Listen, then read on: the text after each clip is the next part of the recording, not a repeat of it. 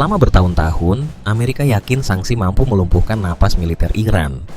Namun tanpa banyak sorotan, Teheran justru diam-diam membangun kekuatan rudalnya lewat kerjasama panjang dengan Korea Utara. Dari nodong Musudan hingga teknologi yang disebut ikut melahirkan Shahab 3, Gadr, Emad, dan Khorramshahr 4, jejak Pyongyang diyakini tertanam kuat dalam evolusi rudal Iran. Puncaknya terlihat saat rudal Iran dilaporkan diarahkan ke Diego Garcia, pangkalan strategis Amerika Inggris di Samudra Hindia. Meski serangan itu tidak mengenai sasaran, pesannya terasa sangat jelas. Jarak kini bukan lagi pelindung bagi Amerika. Lalu pertanyaannya, mampukah Washington benar-benar menghentikan poros mematikan antara Iran dan Korea Utara ini? Namun, jejak sejarahnya terlalu kuat untuk diabaikan. Iran dan Korea Utara telah lama terhubung dalam urusan militer. Hubungan itu mulai terlihat sejak Perang Iran-Irak pada era 1980-an, saat Pyongyang memasok rudal Scud kepada Teheran untuk menghadapi Baghdad. Dari sinilah, relasi keduanya perlahan berkembang menjadi kerjasama yang jauh lebih tertutup dan strategis. Setelah itu, Iran mulai membangun kekuatan rudalnya sendiri. Shahab 1, Shahab 2, hingga Shahab 3 kemudian muncul sebagai bagian penting dari arsenal Teheran. Banyak analis melihat kemiripan mencolok antara rudal Shahab milik Iran dan nodong milik Korea Utara. Karena itulah, muncul dugaan bahwa transfer teknologi, komponen, hingga data uji coba terus berlangsung diam-diam selama puluhan tahun. Dugaan ini kembali menguat setelah muncul laporan soal serangan rudal Iran ke pangkalan gabungan Amerika Serikat dan Inggris di Diego Garcia. Pangkalan strategis di Samudra Hindia itu berada sekitar 4.000 km dari wilayah Iran. Jarak sejauh ini jelas tidak bisa dijangkau oleh sembarang rudal. Karena itulah, sejumlah pakar keamanan menduga Iran menggunakan varian Musudan, rudal jarak menengah Korea Utara yang disebut telah dibeli Teheran sejak 2005. Namun bagi Amerika, ancaman paling besarnya bukan cuma soal rudal. Yang jauh lebih mengkhawatirkan adalah kemungkinan adanya transfer teknologi nuklir. Jika Iran ingin membangun kembali program nuklirnya dalam waktu cepat, Korea Utara dinilai menjadi mitra yang paling siap membantu. Sejumlah analis bahkan melihat skenario yang jauh lebih gelap daripada sekadar pengiriman rudal. Dalam kondisi tertentu, Pyongyang dinilai bisa menjadi jalur bagi Iran untuk memperoleh uranium berkadar tinggi, komponen terkait senjata nuklir, hingga bantuan tenaga ahli dari kalangan ilmuwan dan insinyur. Alasannya sederhana, Korea Utara bukan hanya memiliki persenjataan nuklir, tetapi juga sejak lama dikenal mempunyai kemampuan menyebarkan teknologi sensitif melalui jalur-jalur tertutup. Wacana soal transfer rudal Korea Utara ke Iran mulai terdengar semakin serius setelah Kim Jong-un melontarkan serangan keras terhadap langkah militer Amerika dan Israel di Timur Tengah. Dalam pandangan Pyongyang, Washington bukan lagi sekadar ikut campur, tetapi dianggap sebagai pusat dari teror negara dan agresi global.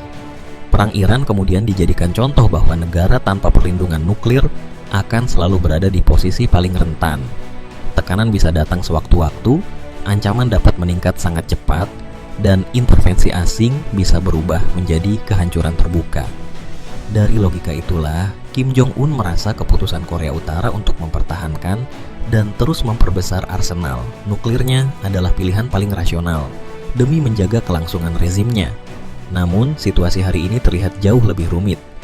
Jika Iran sampai runtuh, padahal memiliki kekuatan militer besar dan jaringan proksi luas di Timur Tengah, Pyongyang tentu menangkap pesan yang mengerikan. Negara dengan daya gentar sebesar itu ternyata tetap bisa menjadi sasaran Amerika. Bagi Pyongyang, Teheran yang tetap kuat berarti tekanan Barat tidak sepenuhnya diarahkan ke Korea Utara. Namun Seoul membaca arah yang berbeda. Intelijen Korea Selatan menyebut belum ada tanda bantuan militer langsung dari Pyongyang ke Iran sejak perang pecah. Mereka menilai Kim Jong-un mungkin sengaja menahan langkah sambil menjaga peluang membuka kembali dialog dengan Amerika setelah konflik Timur Tengah mulai mereda. Namun, arah ceritanya kembali berubah drastis setelah muncul klaim mengejutkan dari pihak Iran.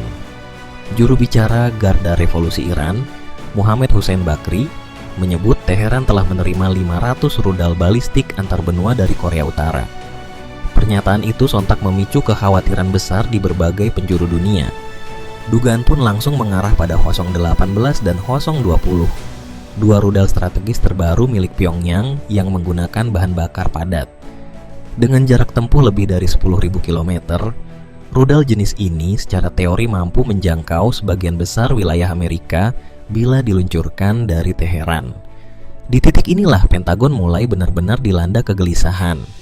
Rudal berbahan bakar padat tidak membutuhkan persiapan panjang, jauh lebih sulit dideteksi, dan jauh lebih berbahaya jika digunakan dalam serangan mendadak. Korea Selatan menjadi salah satu pihak yang paling gelisah. Seoul memahami, jika konflik global benar-benar meledak, posisi mereka bisa berubah menjadi sasaran paling awal. Kekhawatiran itu semakin terasa ketika gejolak di Timur Tengah mulai mengguncang jalur perdagangan internasional. Kapal kargo HMM Namu dilaporkan mengalami ledakan besar dan terbakar hebat di tengah ketegangan kawasan yang terus memanas. Donald Trump pun langsung menuding Iran sebagai dalang di balik serangan tersebut. Ia juga menyebut kapal Korea Selatan itu berlayar tanpa perlindungan armada Amerika. Iran menegaskan kapal-kapal tetap dapat melintas, tetapi dengan izin Teheran, bukan di bawah kendali Amerika. Pada saat yang sama, ancaman dari Korea Utara membuat kecemasan Seoul semakin membesar. Kim Jong-un mengerahkan howitzer jarak jauh terbaru yang mampu menjangkau wilayah Seoul, sambil mempercepat pengembangan destroyer Choihyun yang disebut dapat membawa rudal nuklir. Konflik di Timur Tengah kembali membuka wajah standar ganda Amerika Serikat dalam urusan nuklir. Washington terus menekan Iran agar tidak sampai memiliki senjata nuklir. Namun di saat yang sama, Amerika justru seperti dipaksa menerima kenyataan bahwa Korea Utara tetap mempertahankan arsenal nuklirnya. Padahal Pyongyang sudah lama memiliki rudal jarak jauh yang mampu menjangkau wilayah Amerika. Dari sinilah muncul pertanyaan besar. Mengapa Iran diperlakukan sebagai ancaman yang sama sekali tidak boleh dibiarkan, sementara rezim Kim Jong-un perlahan mulai dianggap sebagai negara nuklir de facto? Salah satu penyebabnya mungkin terletak pada doktrin militer Korea Utara. Pyongyang diketahui menyiapkan skema respons nuklir otomatis jika Kim Jong-un tewas akibat serangan musuh. Doktrin seperti ini membuat banyak negara berpikir berkali-kali sebelum menyerang Korea Utara secara langsung. Situasi ini membuat Korea Selatan memilih langkah yang jauh lebih hati-hati. Presiden Lee Jae-myung tetap mendorong dialog tanpa syarat dengan Korea Utara, meski Pyongyang kini menempatkan Seoul sebagai musuh permanen. Seoul juga terlihat terus berhitung menghadapi tekanan Washington untuk ikut dalam operasi militer di Selat Hormuz. Korea Selatan tampaknya tidak ingin terseret terlalu jauh ke dalam perang baru yang dipimpin Amerika. Sebab bagi Seoul, merekalah yang kemungkinan besar akan menerima pukulan pertama, bukan Washington. Banyak pihak khawatir ikut terseret ke perang besar, terutama setelah Washington meningkatkan tekanan militer terhadap Iran di tengah ketegangan lain yang belum selesai dengan Rusia, Cina, dan Korea Utara. Korea Selatan menjadi gambaran paling nyata dari kecemasan tersebut.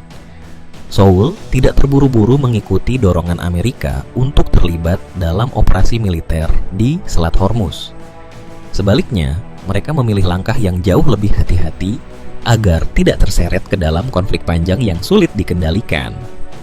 Strategi agresif Donald Trump dinilai berisiko membuka terlalu banyak front konflik dalam waktu bersamaan.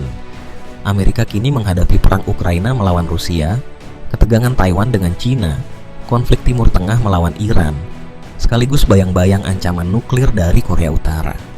Bentuknya bisa melalui perdagangan energi, bantuan militer, teknologi rudal, hingga kerjasama diplomatik. Bagi banyak analis, tekanan dari Amerika justru membuat poros anti-Barat semakin rapat dan semakin sulit dipisahkan.